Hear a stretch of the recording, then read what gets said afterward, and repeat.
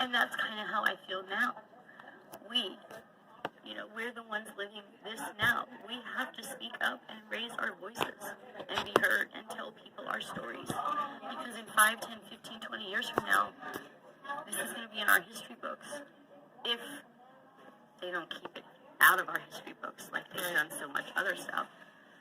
But we're living history. We're living history.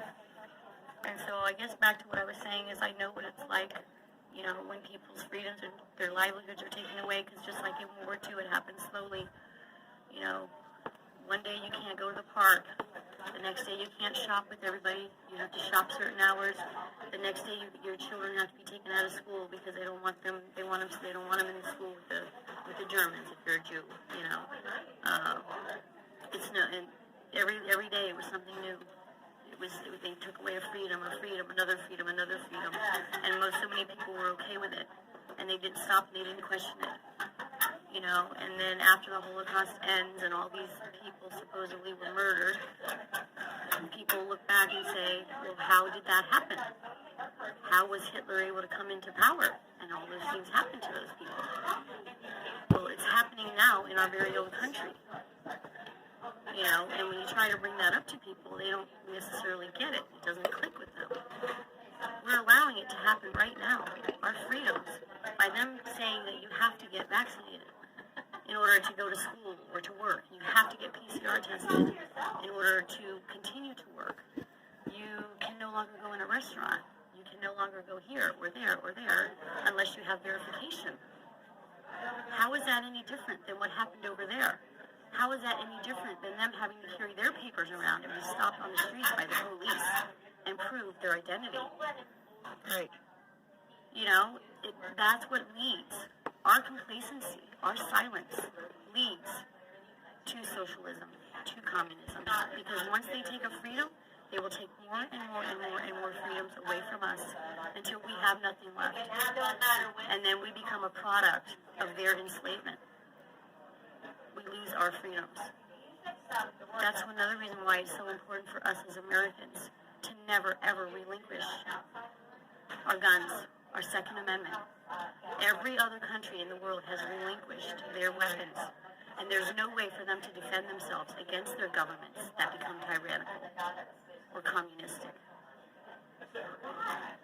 There's no way for them to defend themselves. You can't defend yourself with a knife or a bat or whatever against the weapons that they have. So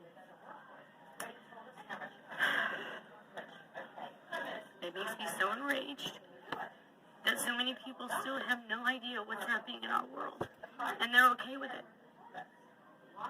And the ones who are seeing, it's a blessing that we have been chosen to see, to have the eyes to see and the awareness to know what our government has been doing to us around the world, to everybody, and what they're attempting to do to all of us, and that is strip us of our freedom and our rights.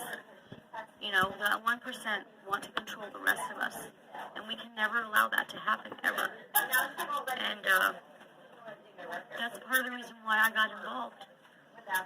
And I thought I was doing the right thing by helping to raise awareness. By convoying, I joined the convoy in March in Hagerstown on the 5th. The very next day, they arrived on the 4th, and I was there March 5th.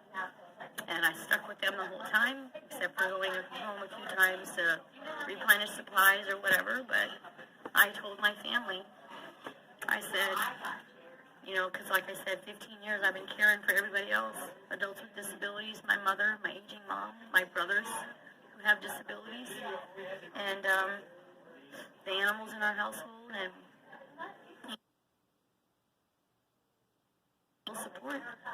And I just lost my train of thought, but taking care of everybody else and making so many sacrifices, I finally sat down with my family and I said, listen, we need a meeting because I need to stand up and fight for our freedoms.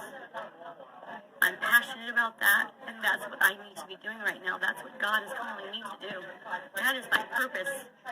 Everything in my life that I've gone through led me to where I wanted to be, the convoy. It led me to the convoy. That's my legacy. It may might not mean anything to you. It means something to me. And so I joined the Convoy.